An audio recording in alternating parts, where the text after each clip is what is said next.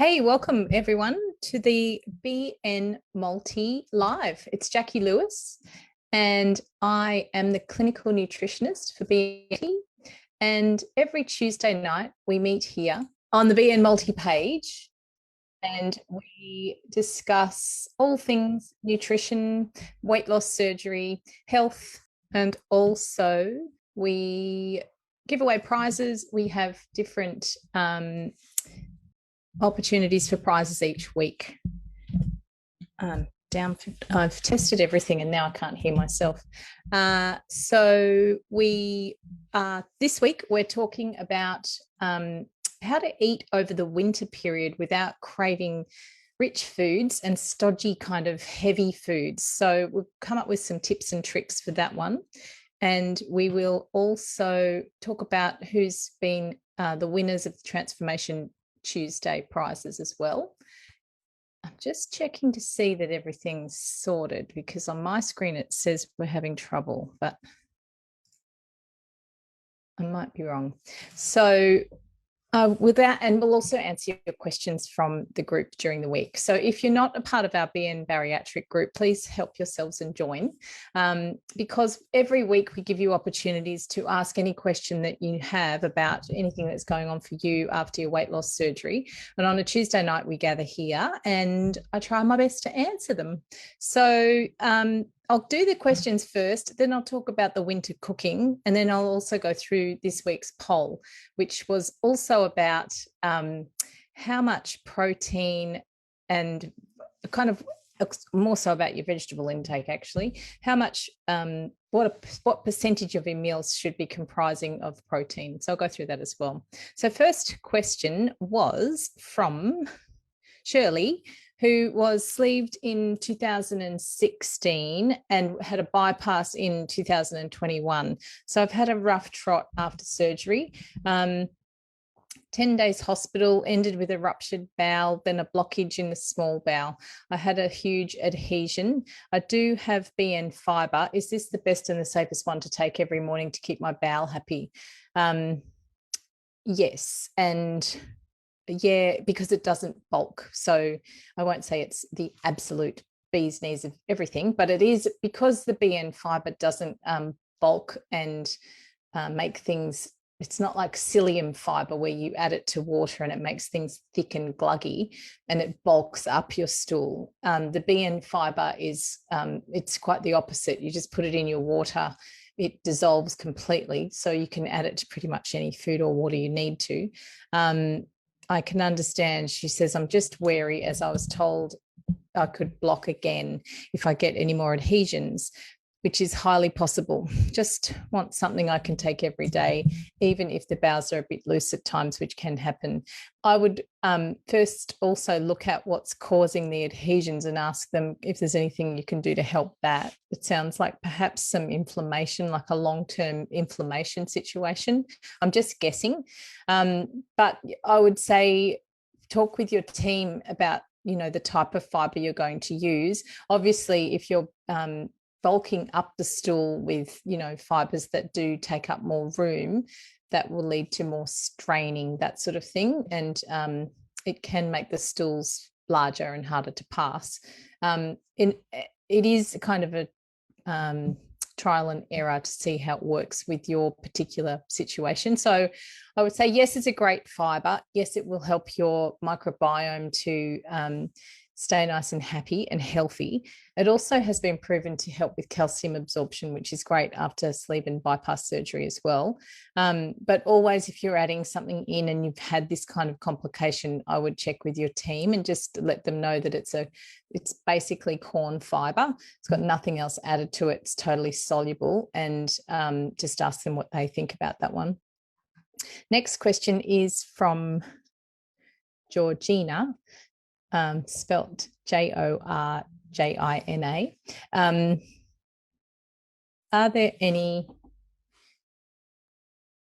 Is there anyone that gets left shoulder pain after they have eaten? That's an interesting one, and I would always get that one investigated. Shoulder tip pain, often they talk about that after surgery when you've had the gas, but also shoulder tip pain can be linked to certain organs will throw different referred pain. So anything like that that's happening just after eating, I would certainly tell your team about it, just to get them to investigate and see what's going on, especially if it's every time and it's consistent and it's something that you're noticing on a regular basis. Definitely have that one checked into. Kirsty also asked, after surgery, when did you start to not feel fatigued all the time? I'm almost 4 weeks post-op, and wow, this surgery has by far knocked me around with fatigue. I saw the answers to this one and I can see that it is quite common. Everything else has been smooth sailing. I haven't been exercising yet because by the time I finish work, that's all I have in the tank. Yeah. I also have had a blood test and an iron infusion and a vitamin D shot. So they're looking after you, which is brilliant. But if you're 5 weeks post, some patients are having the iron infusion at the time they have their surgery as well. So it's kind of just, it's a good outcome and it will boost your iron levels, but it's also one more thing your body has to work on at the moment. So imagine you've just had, well, you don't have to imagine you've just had major surgery and you've also given your body a lot to do. Like when you have the iron infusion, the body's working quite hard to convert all of that and store it.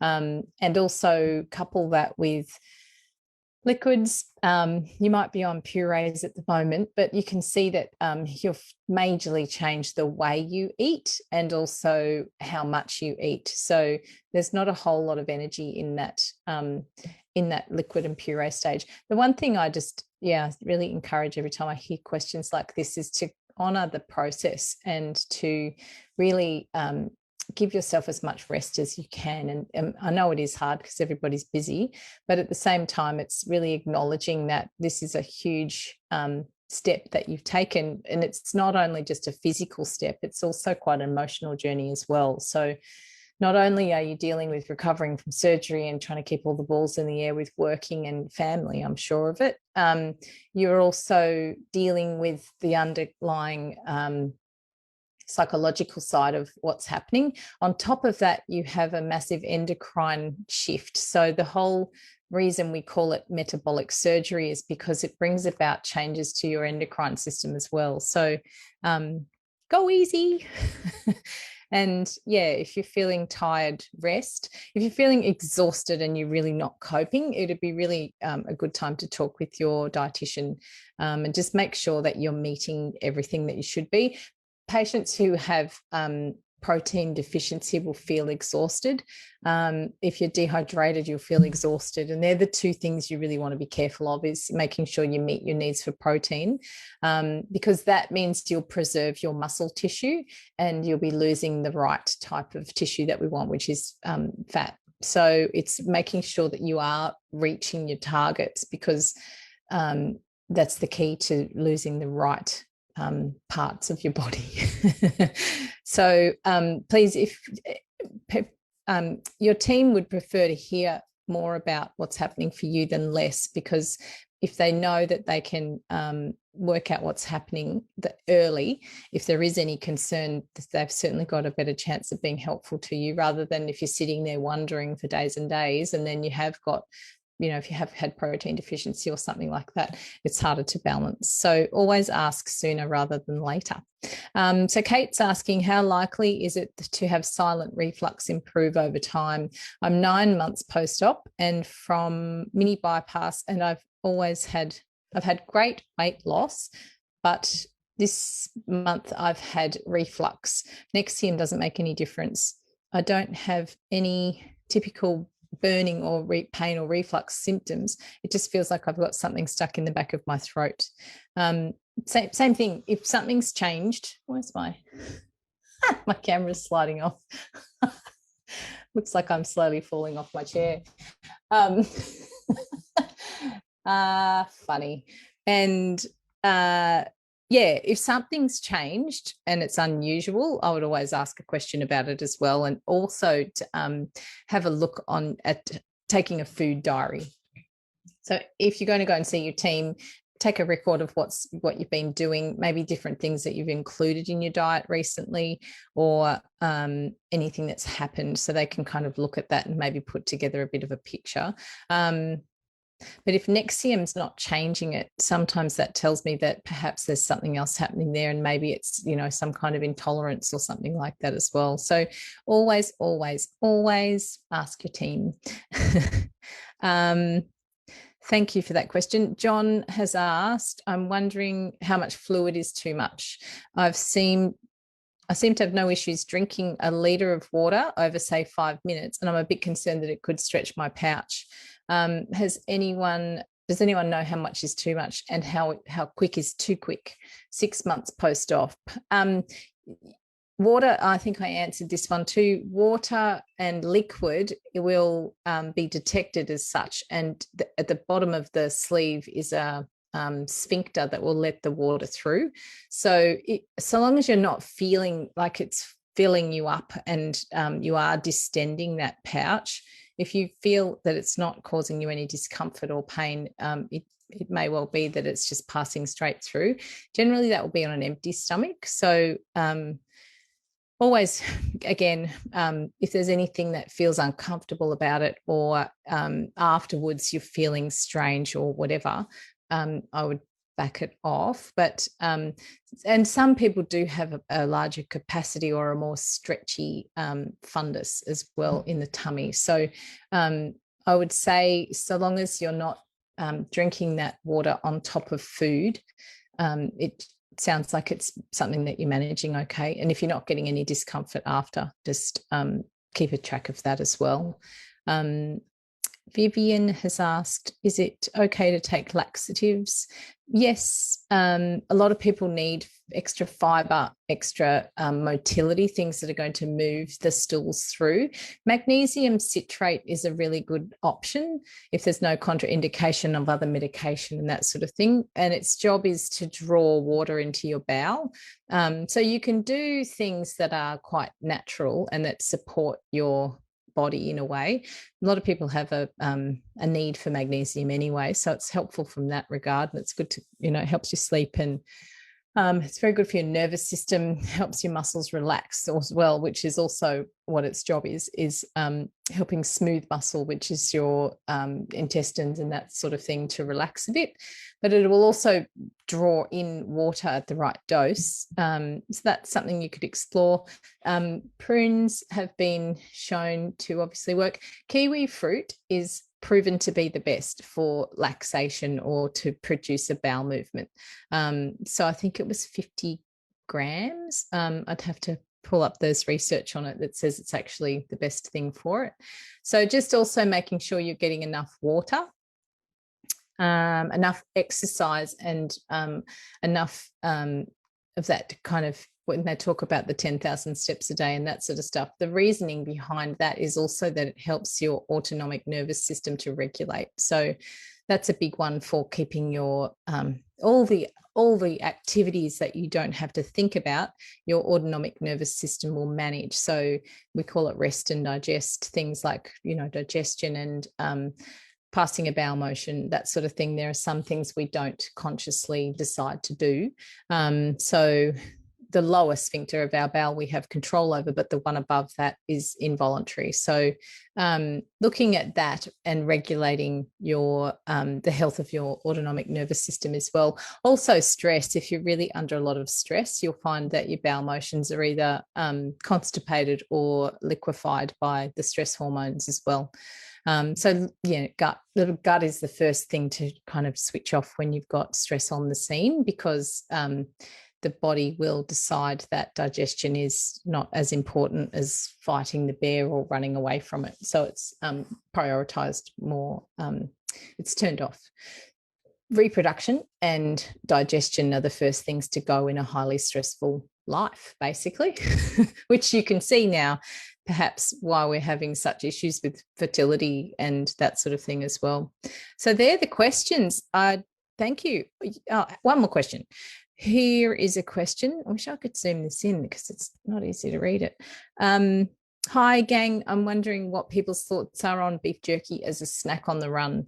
It's not a bad idea, but you can make your own, is one thing. And if you can't make your own, you can investigate the ingredients of what's in the packet, because some of them have got a lot of junk like sugar, salt, and they will marinate the meat in really sticky, sweet marinades to make it taste yummy. So it's depending on where you get it from. There's also biltong and there's jerky. So have a look at the way the biltong one is South African, I think.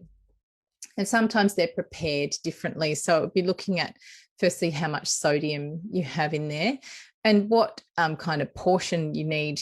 Like dried meat obviously is easy to fit more in because it's had the water taken out of it. So you have to be careful for portion sizing and that sort of thing.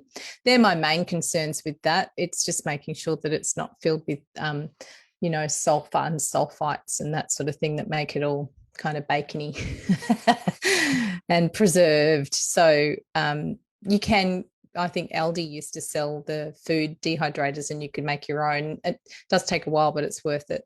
And it's so incredible to see how much meat it takes to make a packet of jerky. It tells you why it's, $15 a go, because there's quite a lot of meat in there.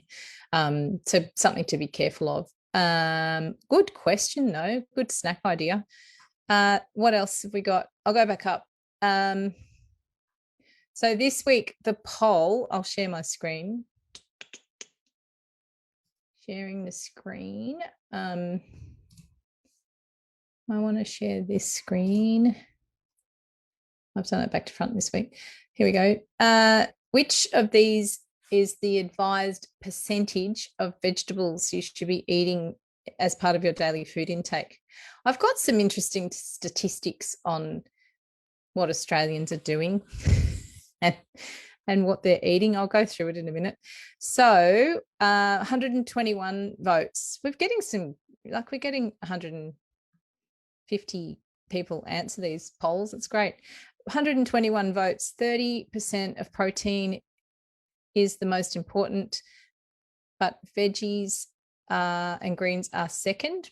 Not bad. Not a bad answer. 30 votes. I know I should eat more veggies, but I find it really difficult once I have protein. That's common. I thought that'd be more common because a lot of people, because we are geared to eat protein.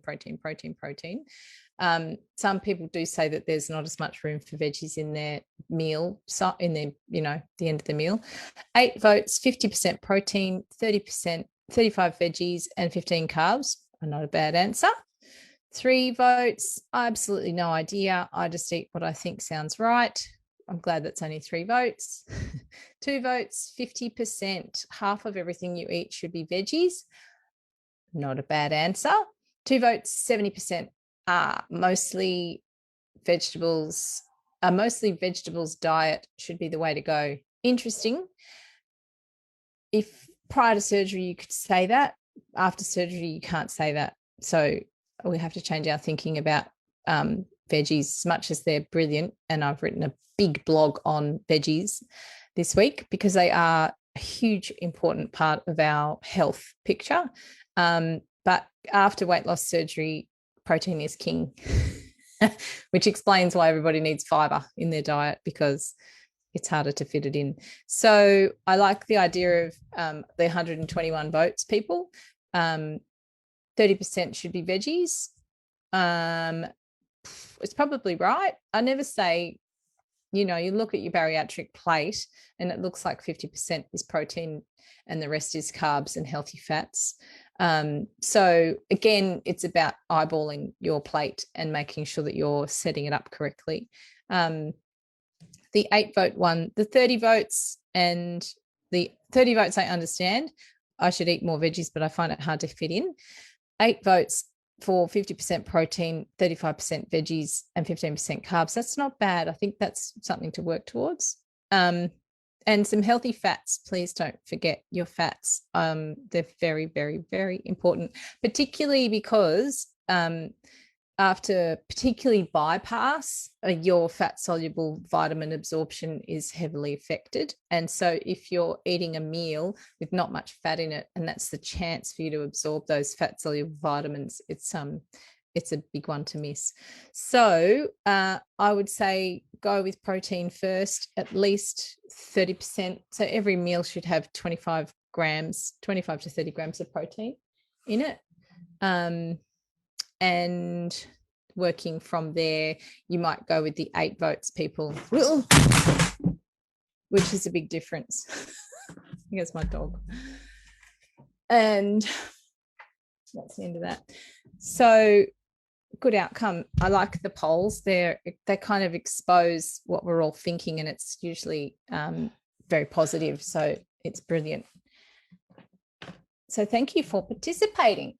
And this week's, haven't seen this week's poll yet. I was going to tell you what it's all about. This week's blog is about eating more greens, and our whole challenge this month is also about including more greens in the diet. So I've talked about the benefits of that. I just want to go through, this is very interesting. New data released today, but not today. This is an article I just found. New data released by the Australian Bureau of Statistics, ABS, has revealed that through the Australian Health Survey, that vegetables and dairy are the top 2 food groups lacking in Australian diets, with more than 96% of people not eating enough vegetables and legumes and 90% not having enough dairy for optimal health. Women aged over 50 years are more likely to be putting their health at risk by not eating enough dairy, and with only 1 in 1,000 meeting the recommended 4 serves. Good nutrition is vital to the healthy development of children. However, less than 1% of children are getting enough vegetables. Oh my God. Can you see why we're in a little health crisis? That's quite incredible. And you look at all the public health campaigns they are trying to put in place that are supportive of eating 5 and 2. You know, have you seen the ads that they're running on 5 and 2, which is, I reckon that's a hard one to meet. There's a lot of people who would not be eating 5 serves of vegetables. People find it quite easy to eat fruit, I think, because it's pick up and go, and veggies need a bit more preparation. So check out this week's blog because it's going to help you. Got some good ideas on how to use vegetables in your meals a bit more readily. If you are finding things are hard to fit in, like, you know, cutting up vegetables and just steaming them or boiling them, you can do things like grating, like grated carrots, grated zucchini, that sort of stuff. It kind of disappears into your meal if you do it that way, rather than eating the circular pieces of carrots and zucchini. The zoodle maker is my best friend at the moment. And I think if you have got one, you probably find you use it a lot as well. You just zip up your zucchini in the zoodle machine and it comes out like pasta. And that I find helps me to incorporate lots more of that in my diet. You can eat them raw, or you can just quickly blanch them and use them in your, you know, even as a base for spaghetti bolognese and that sort of stuff. Basically a replacement for pasta, which is great. Gives you all the nutrients that veggies will provide. So that leads me on to the winter cooking and how to feel satisfied without craving carbs, because when the weather starts to cool down, you'll notice your appetite may increase, and that's natural. And we have to honor the seasons as well, that during the summertime, our bodies are obviously dealing with the heat, and the food that is on offer in the summer speaks to what we need at that time. So the importance of eating with the seasons is looking at which vegetables and fruit are on offer over the course of the year and using those to your advantage. Usually they're the ones you'll find that are the cheapest because they're actually in season and there's a good supply of them. Although I imagine with this mice plague, we're going to find that we're not going to be able to see what we think is in season because things are going to go, the prices will be all over the place anyway. So looking at winter, what do we know about winter? We have the root vegetables are on offer. Potatoes, pumpkin is readily available, sweet potato, parsnip, all the soup vegetables. So why do you think that is? Because they are warming veggies. So also the cooking methods we use in winter also speak to helping to nourish our bodies and to keep them warm on the inside. So there is a natural tendency for appetite to increase in the cooler months. And if you think about it, It is, we are also quite cyclic. So summer is a time where, we're active and we're outside and we're eating lighter foods. And that's part of, that season. Looking at winter is a time where we start to slow down, and that's expected. You will find that sometimes if you're at the end of your kind of rapid weight loss period, that may slow things down just a little bit over the winter period. And it is a natural thing. So don't despair as the weather changes and spring is upon us. Things will start to change again as well. We feel more we're more enticed to exercise, that sort of stuff.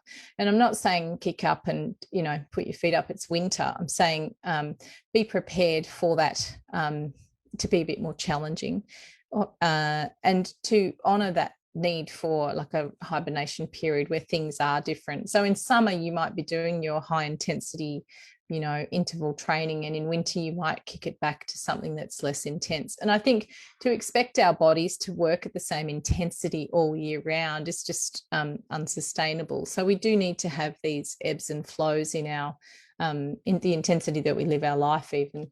And I think we're starting to map out a life where we expect to just pump out the same everything all year round. And there are times where we need to, recluse and, rest and recuperate. And winter is one of those times too.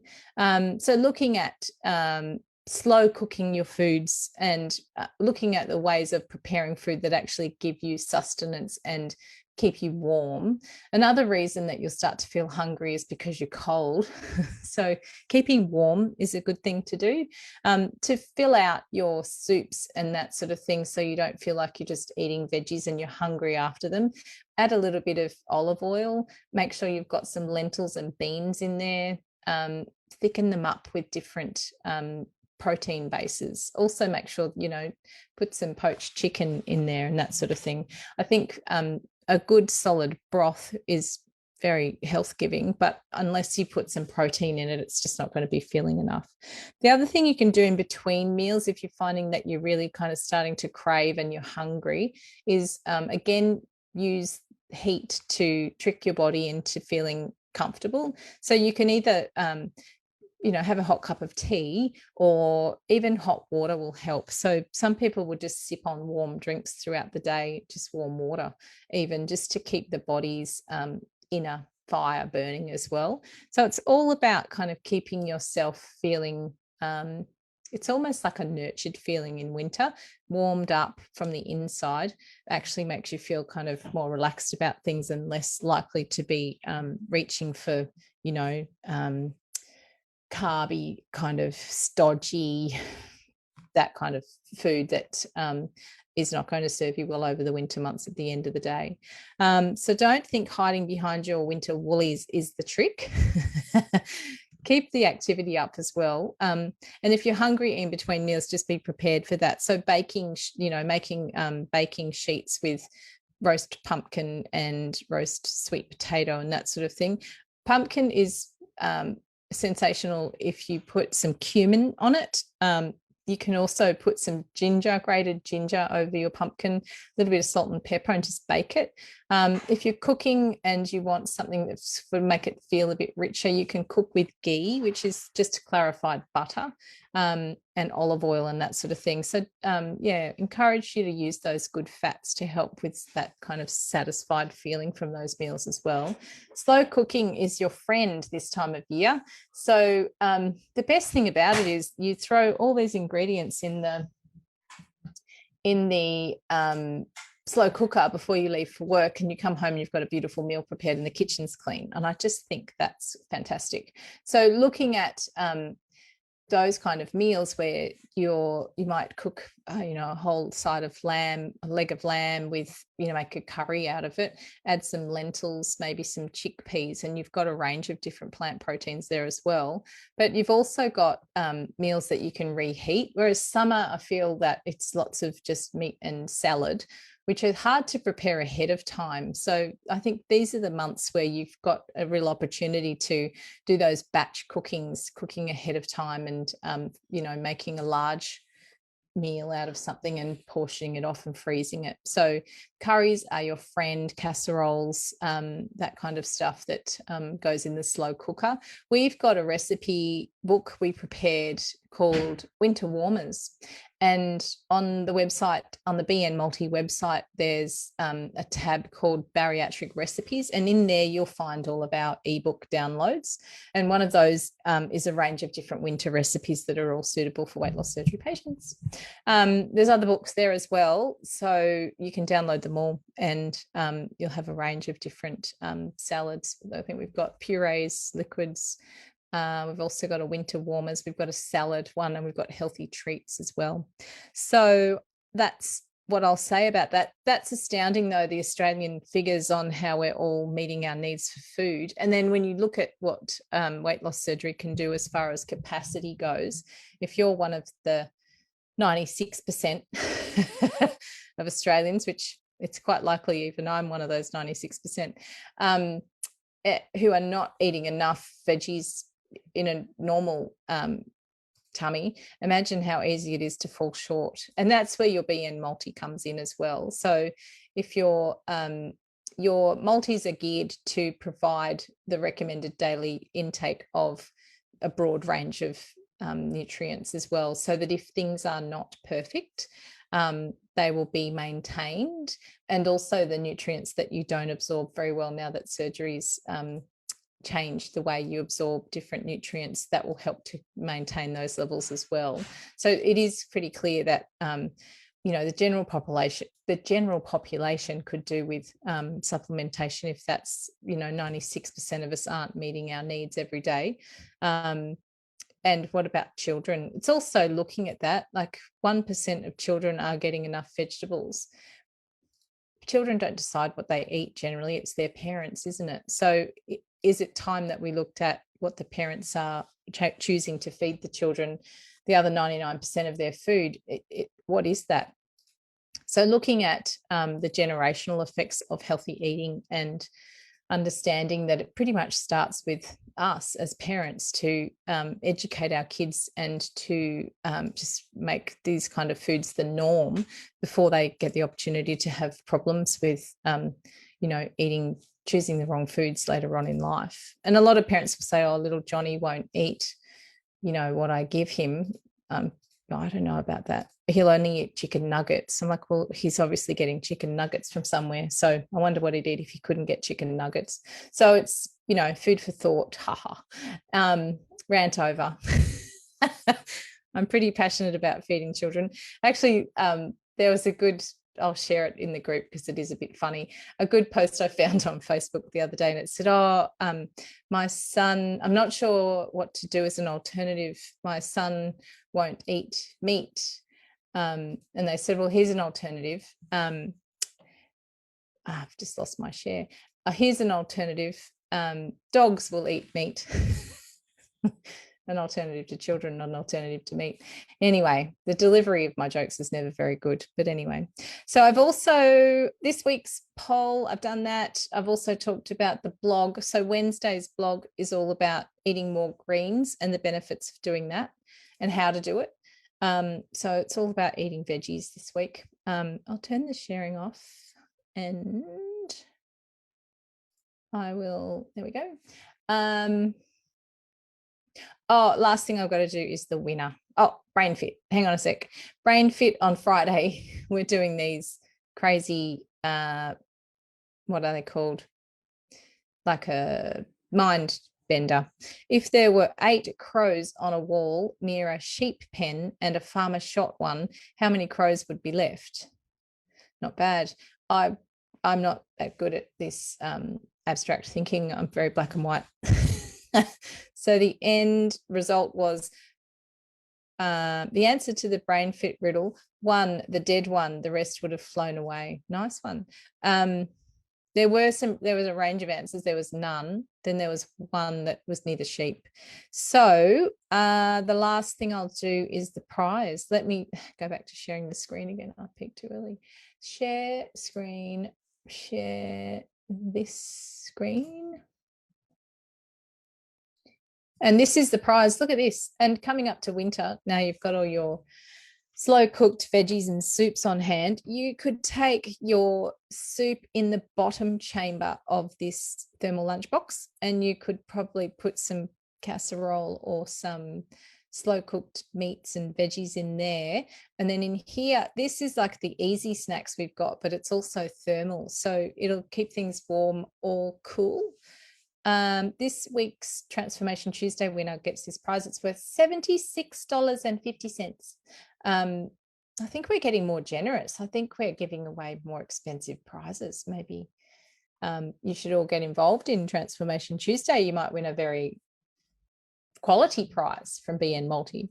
If you are the winner, and I'll announce your name in a moment, if you are the winner, could you please send us an email at support@bnmulti.com, and we'll get your prize out to you as soon as we can. We also, if you happen to have missed the live, which is very unfortunate, we'll announce it in the group so you won't miss out. So check this. This is Carolyn, who 11 months post-op has lost 78 kilograms. It's incredible. Loving life and still learning lots. I love that. It's a real commitment to self, those words. I think that's brilliant. So 78 kilograms, you must feel incredible and still keen to learn and loving life. So that's brilliant. So thank you for sending in your photos this week already. And I think we've had some participants entering our Transformation Tuesday on Monday. I was impressed by that. So you're in the queue for a prize next week, people. So thank you for everyone for joining us. And please keep up your questions in the group. It helps everybody to, learn and to know that they're not alone on this little journey. I think I've covered everything. And so I'm going to love you and leave you. Have a wonderful week, and I'll catch you next week. Take care.